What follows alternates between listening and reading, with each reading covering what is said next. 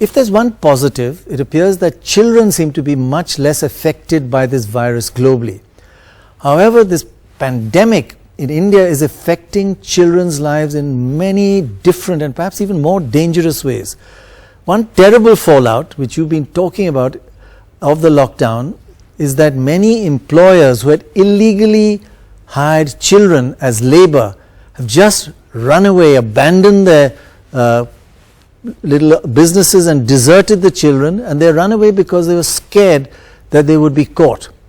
What's happening to those poor children who have been abandoned now? Absolutely, this is such a serious problem that has to be addressed with a sense of urgency and compassion. You may recall that only 3 days ago, a girl who was trafficked from Chhattisgarh, and she was working in a chili farm in Telangana. When she was returning on feet, she died on the road due to hunger and lack of water.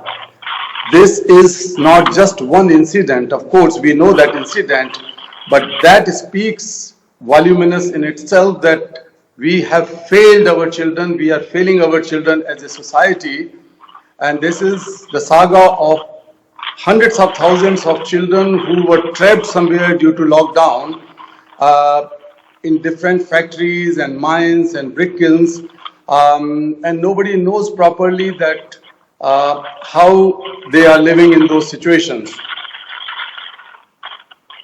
We know that in a number of places, including in Delhi, the children were found working in some small-scale factories in Seelampur and other areas. They were almost locked down during the communal violence, and later on in this pandemic lockdown, they are still there. We got the information from Mumbai, from Jaipur and Telangana and some other places that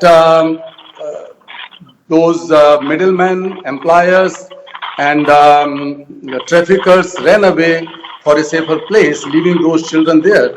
I will give an example of Jaipur, where we came to know that more than 1,100 children were trapped into small places, and there was no question of social distancing or any other kind of measures taken. So we came to know about those children and approached the state government, and finally the police has provided them food. Otherwise they could have starved by now. But that was just a tip of iceberg. There are so many other children. We don't know what is happening with them because those factories were locked from outside, and we have no clear idea. Neither our activist can go there. It's just heartbreaking because you mentioned that unspeakable tragedy of the 12-year-old girl who died of hunger and fatigue as she walked back from Telangana towards her home in Chhattisgarh. We saw it on our channel.